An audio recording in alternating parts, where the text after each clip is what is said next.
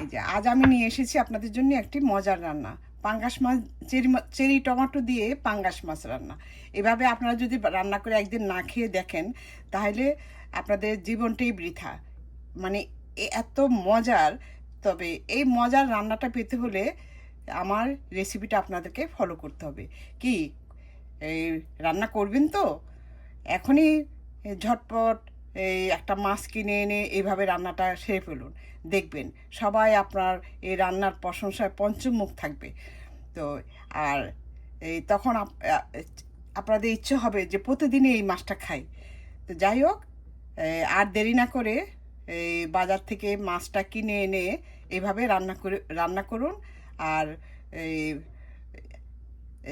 আর মন ভরে খেয়ে দেখুন।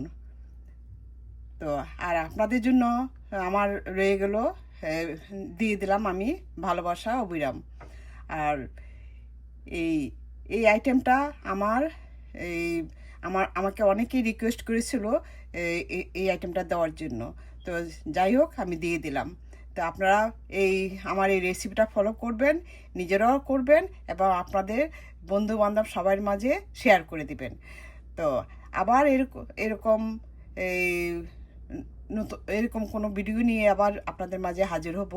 ততক্ষণ পর্যন্ত আপনারা ভালো থাকুন, সুস্থ থাকুন। তা আল্লাহ হাফেজ, বাই।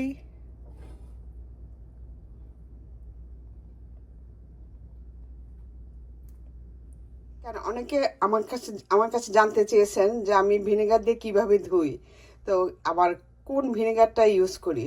তো আমি সবটাই দেখিয়েছি। এই এভাবে ধুবেন, দেখবেন মাছের কোনো গন্ধ এই আর আমরা তো সাধারণত প্রবাসীরা ব্লকের মাছ খাই। তো অনেক সময় ব্লকের মাছে গন্ধ থাকতে পারে, কিন্তু এইভাবে ধুবেন একটু গন্ধ লাগবে না, মনে হবে যেন একদম ফ্রেশ মাছ। তা আসুন পরবর্তী আমি কিভাবে মাছটা রান্না করব সেটি দেখিয়ে দিচ্ছি। এই যে আমার মাছটা মেরিনেট করা হয়ে গিয়েছে। এই যে দেখুন, যে হলুদ মরিচ লবণ মাখিয়ে রেখেছিলাম। এখন মাছগুলি আমি ভাজবো।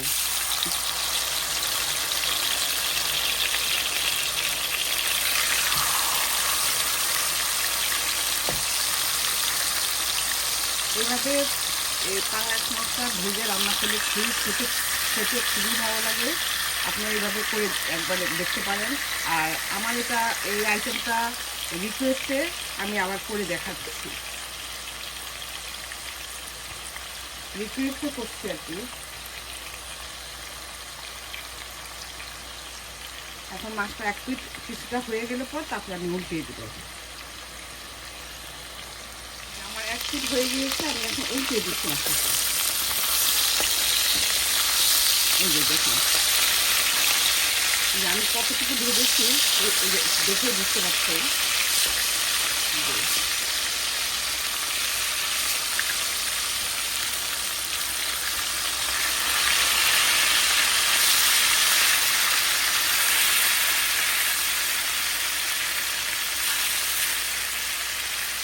এই পিঠ হয়ে গেলে পর তারপর আমি তুলে ফেলবো।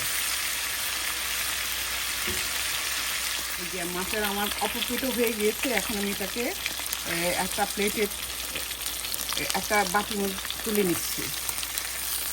এই যে দেখুন,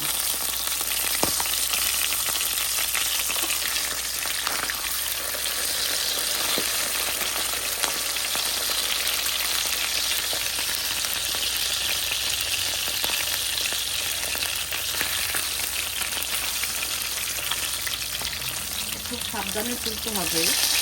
আমি আসলে আমার বাসায় আমি আসলে ছোটো করে ছোটো মাছ আমার দেখতে ভালো লাগে না। তো আপনারা চাইলে এটা আরও ছোটো করে পিস করে নিতে পারেন।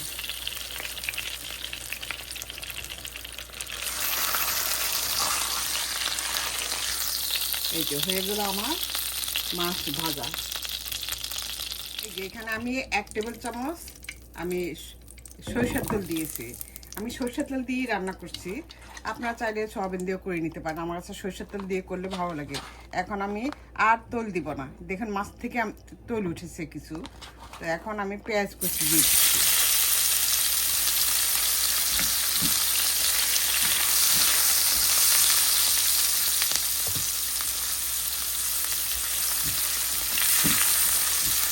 হালকা বাদামি করে আমি ভেজে নিচ্ছি। এখন দিয়ে দিচ্ছি আমি এই যে 1 চা চামচ হলুদের গুঁড়া, 1 চা চামচ এই ধনিয়ার গুঁড়া,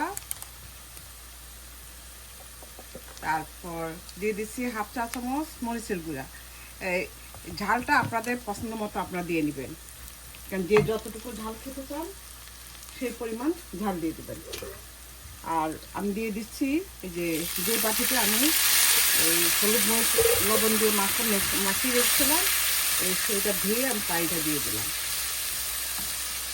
আর দিব আমি এই যে 1 চা চামচ জিরার গুঁড়া, এই ভাজা জিরার গুঁড়া, কারণ আমি আবার একটু ভাজা জিরার গুঁড়া একটু বেশি খাই। তো আমার মানে এটা খেতে খুবই ভালো লাগে। আপনারা ভয় পাবেন না, আপনারা হয়তো মনে করতে পারেন যে মাছে জিরার গন্ধ করবে না, জিরার কোনো গন্ধ করবে না, কিন্তু আপনার এই তরকারিটা খেতে খুবই ভালো লাগবে। আর দিব স্বাদ মতো লবণ।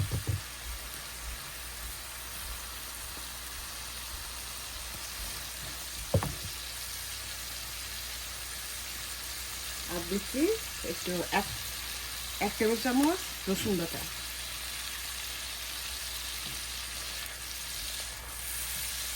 দিয়ে এখন ভালোভাবে কষিয়ে নিব। কষানো হয়ে গিয়েছে। এখন আমি এই যে কয়েকটা চেরি টমেটো দেবো। এই যে দেখুন চেরি টমেটো, মানে চেরি ছোটো ছোটো টমেটো। আপনাদের এই টমেটো না থাকলে আপনারা রেগুলার টমেটো দিতে পারেন, একটা রেগুলার টমেটো কেটে দেবেন, কারণ টমেটোটা দিলে খুবই ভালো লাগে। আমি কেটে দেই নাই, কারণ এই আমার কাছে আস্ত দিলেই ভালো লাগে, আপনারা চাইলে কেটে দিতে পারেন। এখন আমি দিয়ে দিচ্ছি এই আমার মশলাটা কষানো হয়ে গিয়েছে, এখন আমি দিয়ে দিচ্ছি একটু গরম পানি।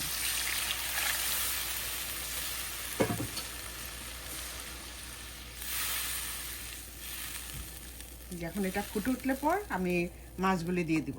আমার এটা ফুটে গিয়েছে, এখন আমি মাছগুলি দিয়ে দিচ্ছি।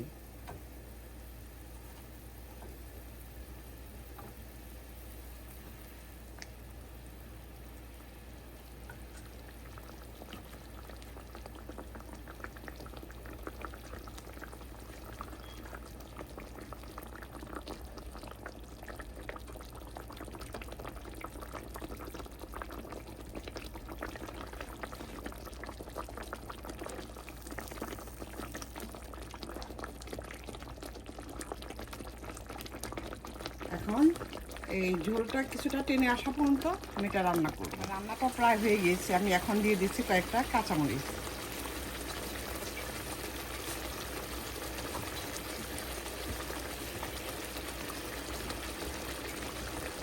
এই যে এভাবে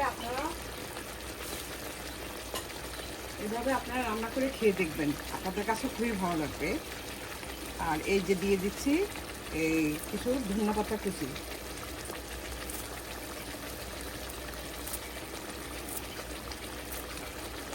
কারণ আমি বেশি ঝোল আনাবো না, কারণ এটা ঝোলটাই হলো সবচেয়ে মানে খেতে খুবই ভালো লাগবে। কিন্তু বেশি ঝোল যখন ঠান্ডা হয়ে যাবে তখন ঝোল কিন্তু আরও টেনে যাবে। যে হয়ে গিয়েছে আমার এই যে পাঙ্গাস চেরি টমেটো দিয়ে পাঙ্গাস মাছ রান্না। এইভাবে আপনারা রান্না করে খেয়ে দেখবেন, খেতে খুবই ভালো লাগবে। খুবই আপনার পাঙ্গাস মাছের কোনো গন্ধই পাবেন না, এই যে একটা বাজে গন্ধ থাকে সেই গন্ধও পাবেন না। এটা খেতে খুবই মজার, আপনারা একবার অন্তত খেয়ে দেখবেন।